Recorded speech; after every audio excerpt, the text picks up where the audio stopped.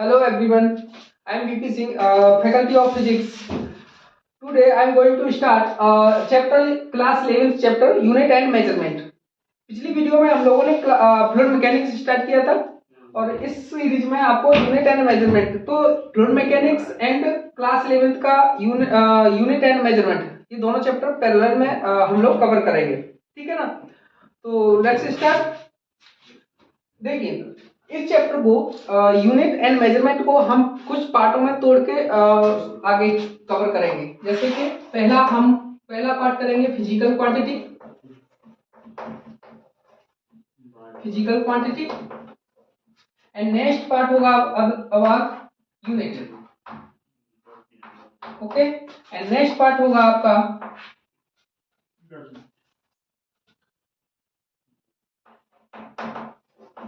Significant figure and last part next part is the error, okay. next part is the instrument.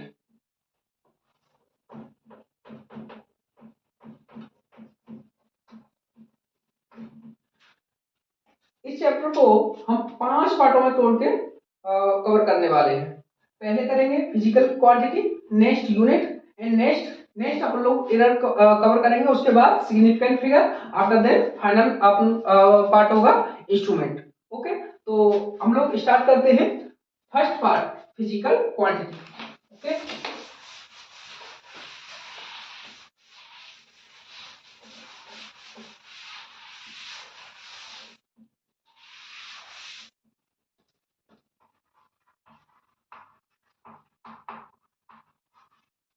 Physical quantity,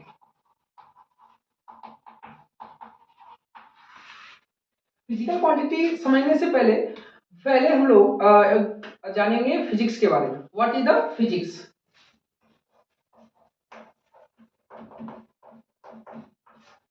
physics हम एक what is the physics, इसके बारे में हम लोग एक एग्जांपल के जरिए समझेंगे। Suppose this is the stadium, ये क्या है? एक स्टेडियम है, ठीक है ना। इसमें क्या है? क्रिकेट, स्टेडियम में क्रिकेट हो रहा है, ठीक है। This is the pitch and this is the stadium.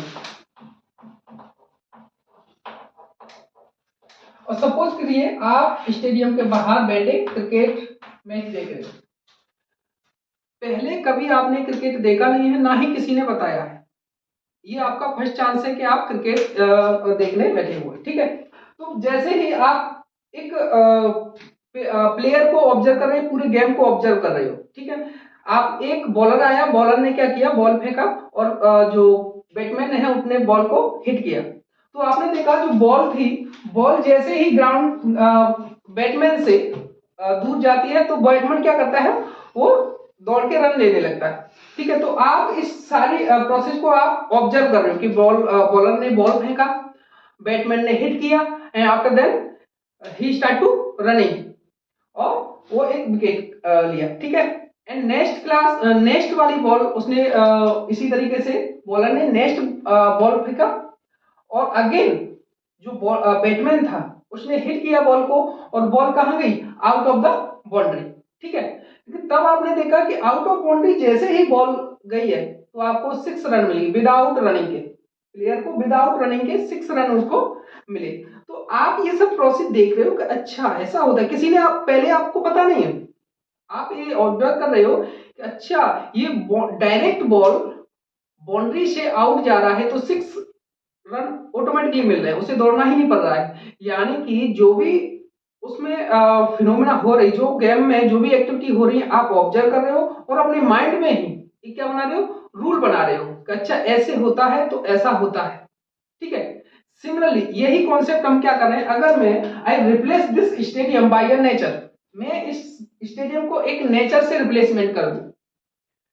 In the nature there are many number of phenomena are occur, बहुत सारी फिनोमेना होती है like the flow, water flow, air flow and हम लोग वॉकिंग कर रहे हैं, ठीक है। These are many phenomena occur in the nature.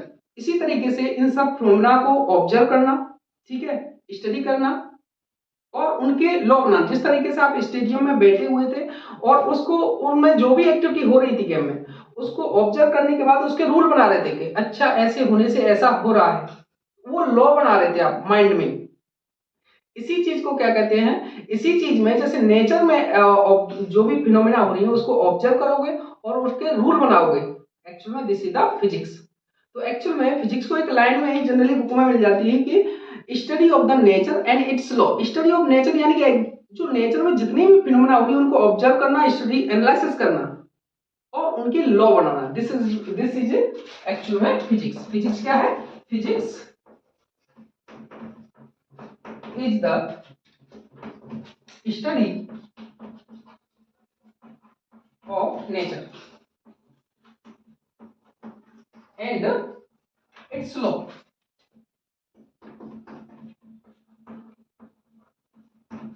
Nature की स्टडी करना और उसके लॉ बनाना ही एक्चुअल में फिजिक्स है। तो इस नेचर को स्टडी करने के लिए हमको एक चीज की जरूरत हुई जिसकी हेल्प से हम नेचर को स्टडी करेंगे और उसको क्या करेंगे, फॉर्मुलेट करेंगे, जिसका नाम रखा गया फिजिकल क्वांटिटी। तो next term our is the physical quantity. ठीक है ना। जनरली फिजिकल क्वांटिटी की जरूरत हुई हमको स्टडी करने के लिए, किसकी? नेचर की। नेचर की स्टडी करने के लिए और उसको फॉर्मुलेट करने में। ठीक है, तो next term is the physical quantity. Physical quantity,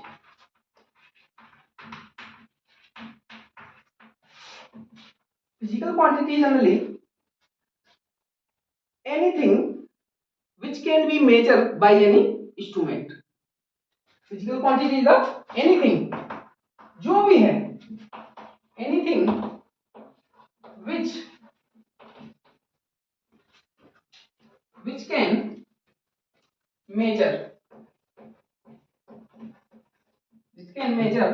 by any instrument is called physical quantity।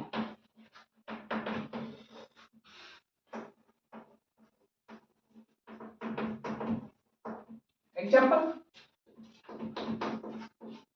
Mass can be measurable, आप मेजर कर पाते हो, means this is the physical quantity. Length को भी मेजर कर पा रहे हो एक स्केल से। ठीक है, time is also measurable etcetera.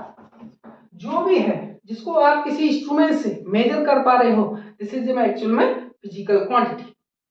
ठीक है, जैसे कि एक प्रेमी एक प्रेमिका को बोलता है कि मैं तुमसे बहुत प्यार करता हूं। अब प्रेमिका बोलती है तो कितना? ठीक है, तो he can't answer because it is not a measurable quantity. वो मेजर ही नहीं कर पाएगा कितना प्यार करता है, कितना करता है, बहुत करता है, कितना नहीं कर पाएगा, because this is a not a physical quantity. क्योंकि ये मेजरेबल ही नहीं, इसको मेजर ही नहीं कर सकते। आज मुझे बहुत गुस्सा आ रहा है, कितना आ रहा है, नहीं बता सकता, क्योंकि इसको मेजर ही नहीं कर पाते। ठीक है, means this is the not a physical quantity. Physical quantity वही होती है जिसको आप किसी भी इंस्ट्रूमेंट से मेजर कर पा रहे हैं। आप मास को मेजर कर पा रहे हैं, लेंथ को मेजर कर पा रहे हैं, टाइम को मेजर कर पा रहे हैं। ठीक है, टेम्परेचर को मेजर कर पा रहे हैं, इसको आप एक इंस्ट्रूमेंट से मेजर कर पा रहे हैं। This is the physical quantity. Now next is the type of the physical quantity. ठीक है, जनरली जो फिजिकल क्वांटिटी होंगी 3 टाइप की होंगी। There are 3 type of physical quantity.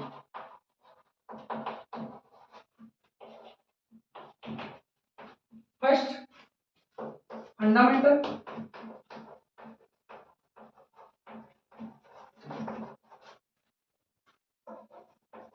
Physical quantity. Next, derived physical quantity. And third is the supplementary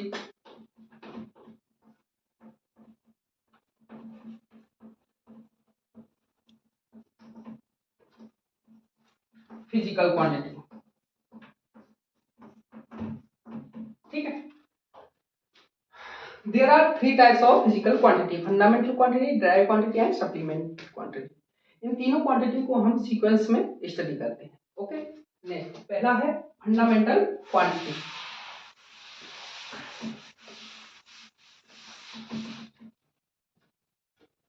पहला है fundamental quantity.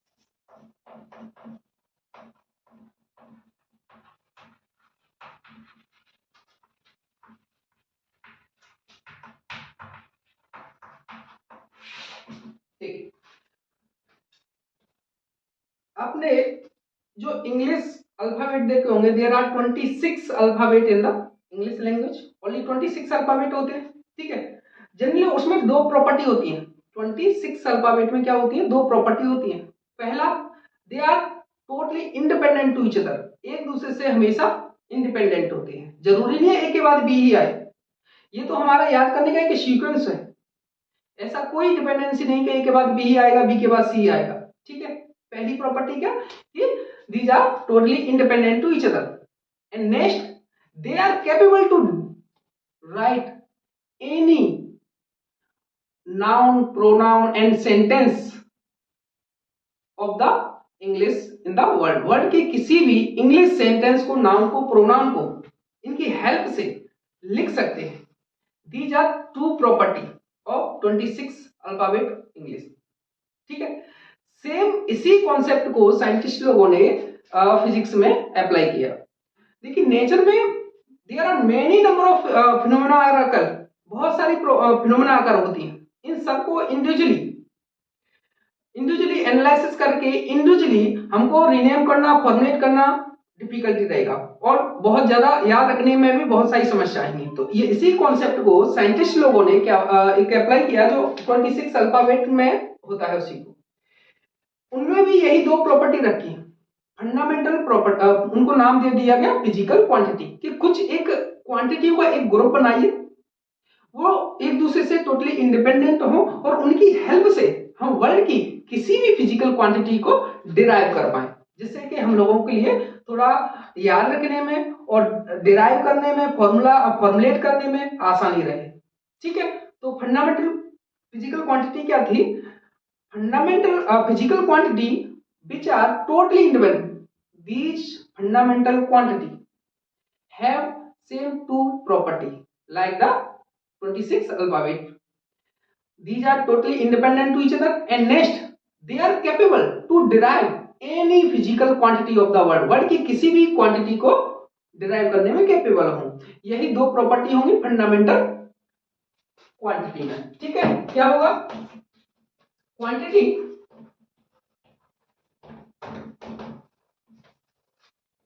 quantities which are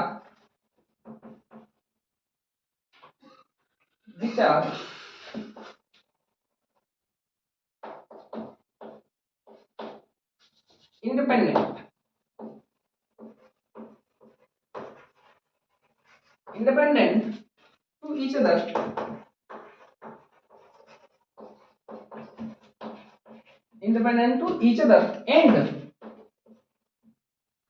they can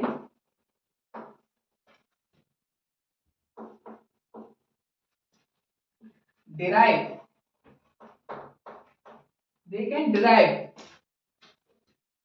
of any physical quantity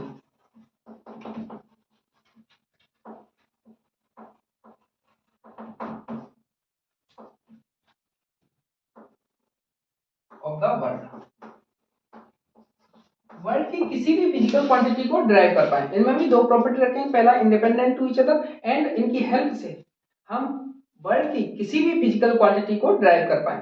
these are the fundamental physical quantity. There are 7 fundamental quantity जो scientist लोगों ने जो group बनाए, जैसे 26 English अल्फाबेटों का एक ग्रुप बनाया, इसी तरीके से साइंटिस्ट लोगों ने एक ग्रुप बनाया फिजिकल क्वांटिटियों का, जिनमें ये दोनों प्रॉपर्टी थी। वो कितनी थी? 7 क्वांटिटी को उस ग्रुप में रखा गया। कौन कौन सी क्वांटिटी थी वो देखिए।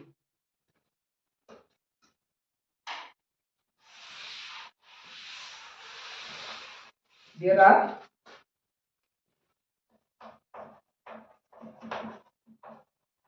there are 7 fundamental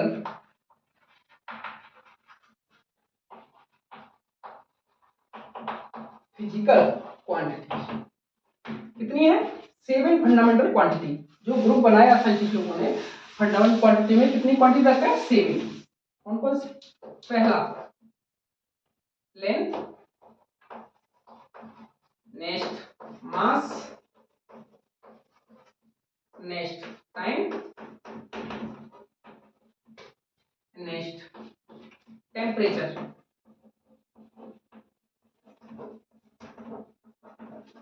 next 5 number electric current,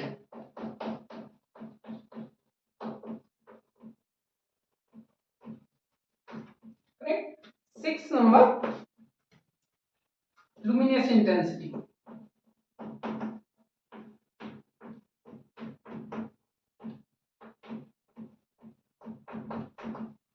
and 7 is the amount of substance.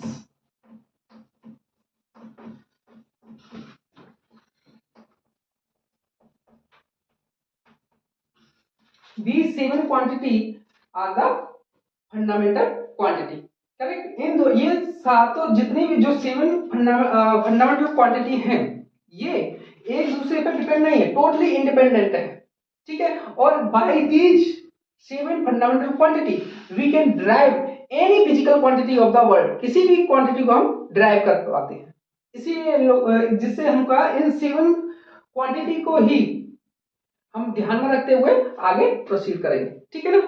आगे चलते हैं। Next quantity is the derived quantity. Next our type is the physical quantity is the derived physical quantity. Next is the derived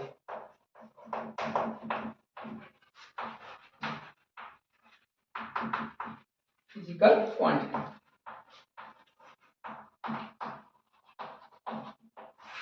देखिए अभी आपने पढ़ा कि जो fundamental quantity क्या थी? Fundamental quantity which are totally independent to each other and they can derive any physical quantity of the world. यानी कि इनकी हेल्प से कोई क्वांटिटी को ड्राइव कर रहे हैं हम लोग, तो जिनकी हेल्प से by the help of fundamental quantity we can drive any physical quantity. This derived physical quantity is called the derived physical quantity। Means fundamental quantity की हेल्प से जिस क्वांटिटी को आप ड्राइव करोगे वो ड्राइव की गई क्वांटिटी ही derived क्वांटिटी कहलाएगी, ठीक है। यानी कि क्वांटिटी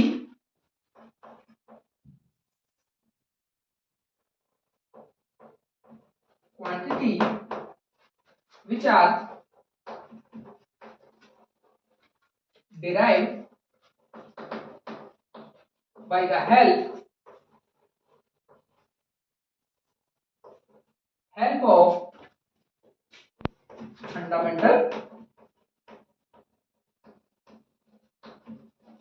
quantity। एग्जाम्पल देखिए, जैसे स्पीड है, speed is the physical quantity, correct. Speed क्या होता है? Distance upon time, correct. And distance is the length. क्या है? लेंथ। डिस्टेंस एक्चुअल में क्या है? लेंथ, और time is the time, correct. अभी आपने 7 फंडामेंटल क्वांटिटी पढ़ी, तो length is the fundamental quantity, length is the fundamental quantity,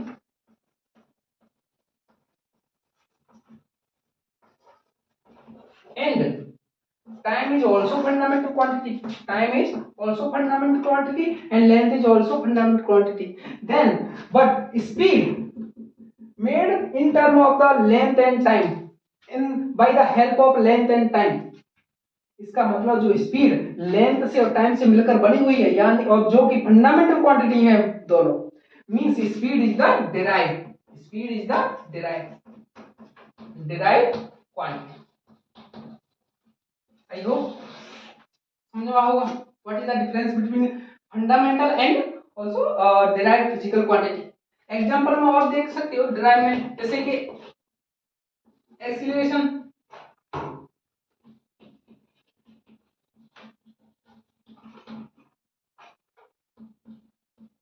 etcetera, acceleration, force, speed, velocity, these are the derive, जो कि which are derived by the help of fundamental quantity. Correct? Next, our physical quantity is the supplementary physical quantity.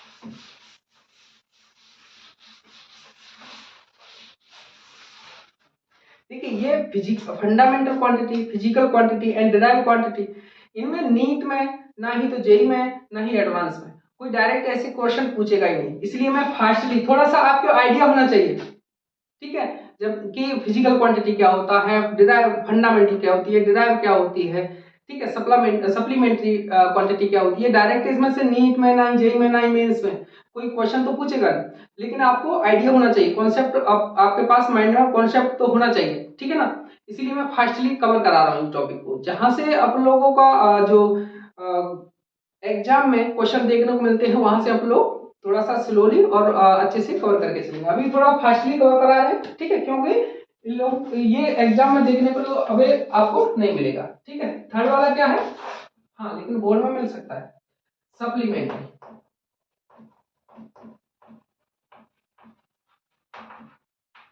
Supplementary physical quantity.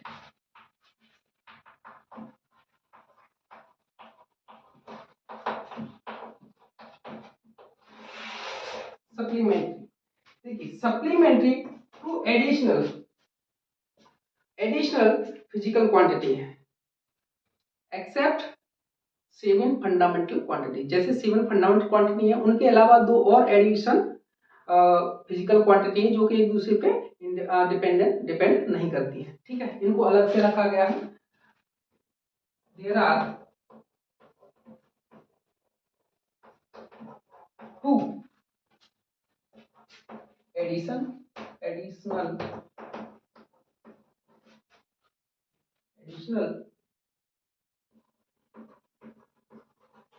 quantities except 7 fundamental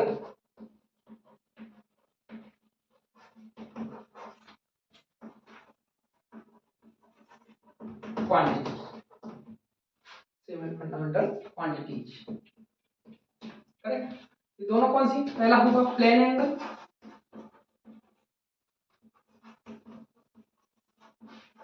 and next होगा solid angle.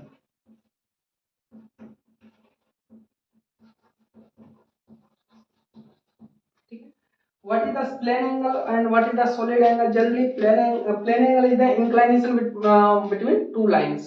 To line के बीच में generally जो plane angle होता है 2D angle होता है, और जो सॉलिड एंगल होता है, इस सॉलिड एंगल किसी एरिया द्वारा उसके सेंटर पे एक एंगल बनाया जाता है, which is the 3 degree angle. ये सॉलिड एंगल, प्लेन एंगल, इसके बारे में हम डिटेल डिस्कस करेंगे यूनिट वाले चैप्टर में, क्योंकि जहां पर इनकी यूनिट ड्राइव कराऊंगा तो वही दोनों टॉपिकों को कवर कराऊंगा, ठीक है। तो these are the our physical quantity, जिसमें आपने पहले देखा physical quantity, what is the physical quantity, which are measurable, जिसको anything which can be measure by any instrument, this is the physical quantity. इसको 3 पार्टों में तोड़ा हमने, fundamental, derive and supplementary. Fundamental कौन सी थी, fundamental quantity which are totally independent to each other and they can derive any physical quantity of the world, किसी भी वर्ल्ड के किसी भी फिजिकल क्वांटिटी को derive कर पाए। these are 7 फंडामेंटल क्वांटिटी, ठीक है, वो आपने 7 फंडामेंटल क्वांटिटी देखा। उसके बाद देखा ड्राइव। फंडामेंटल क्वांटिटी की हेल्प से जिन क्वांटिटी को ड्राइव कर रहे हैं वो ड्राइव क्वांटिटी की क्या कहलाएंगे, drive quantity, clear. Next supplementary, जो 7 फंडामेंटल क्वांटिटी हैं, ठीक है, उनके अलावा 2 और ऐसी फिजिकल क्वांटिटी हैं जो एक दूसरे से डिपेंड नहीं करती हैं, plane angle and solid angle, ठीक है। This is the totally about the physical quantity. Our next part is the unit and measurement, okay, वो नेक्स्ट वीडियो में कवर करेंगे। Okay, take care.